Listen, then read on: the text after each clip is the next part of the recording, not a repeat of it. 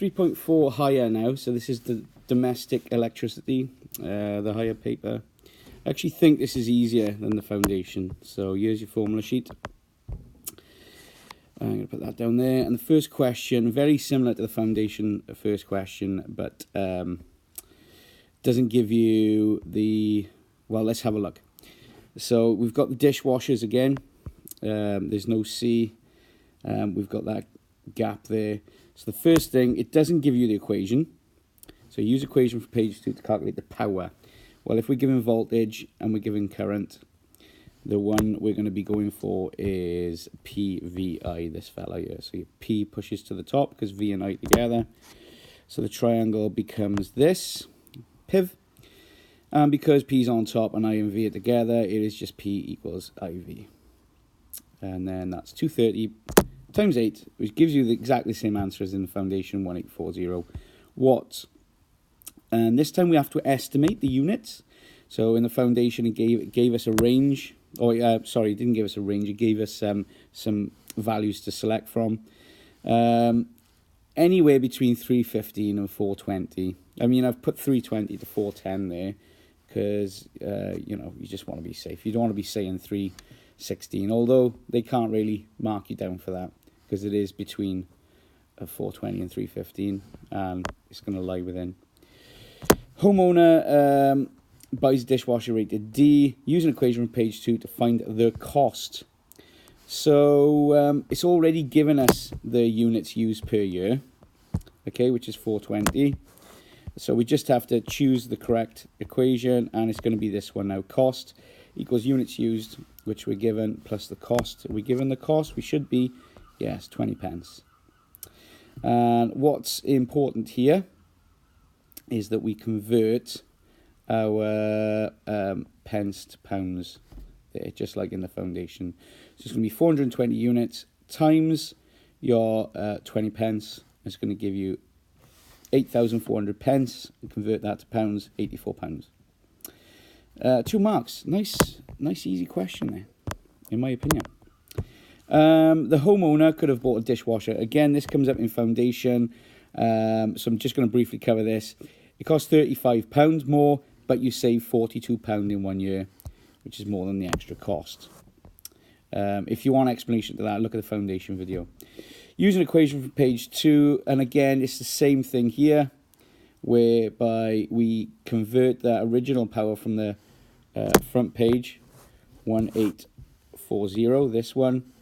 We've got to convert that to kilowatts now, because we're dealing with power in kilowatts and time in hours, and 420 over 1.84 is going to give me 228.3 hours.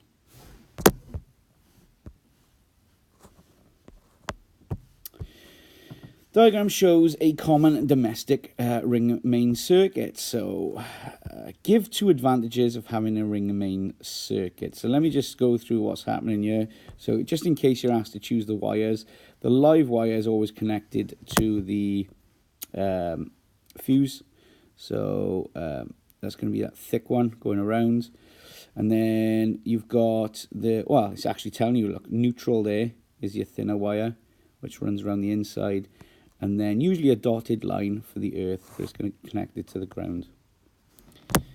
2 advantages are, cables can be made thinner because there's 2 paths for that current. So you've got the live and the neutral. So each part of the cable carries less current, therefore you're going to get less resistance. Sockets can be placed anywhere because it's a parallel circuit in the ring main because it's parallel. So a good thing about parallel, we know the voltage is the same everywhere. It's going to be 230 volts everywhere. And sockets can have separate switches. So you can turn this fella on and off separately. That's the main advantages. It's worth 2 marks. So good, 2 good points there. Let me check that up there. State the function of the live wire is to carry current at high voltage. I said this was easier than the foundation, didn't I? Describe the function of the earth wire. It carries the current safely to the ground and prevents electric shock, or in the case of if a fault develops. There's the following information. State difference between alternating current and direct current. Well, AC is current that changes directions. Don't know why I've stuck S on the end. It's constantly changing direction. DC is current that flows in one direction. Voltage and the mains so this one's worth 4 marks. So the voltage and mains electricity in the UK is 230 volts. Use equations, and there's the clue there. They're just going to use 2 equations from page 2 and the information on the kettle above to calculate the resistance. So we're given voltage by here, and we're given the power up here. Now, if I'm given voltage and power, I can calculate current. And to do that, I would use this one by here. So I've got power, voltage, and current. And once I know my current, I can use my current. I know my voltage. I can get the resistance then. So that's where I'm going with this. So I found my current first. I don't need to convert this to kilowatts because I'm just finding the current. So 2760 over 230 volts is going to give me 12 amps. Once I've found my 12 amps now, I equals V over I, 230 over 12, 19.17, I shouldn't say 17, 19.17 ohms. I could have used this equation as well, but again, you know, I would have had to found out my current first.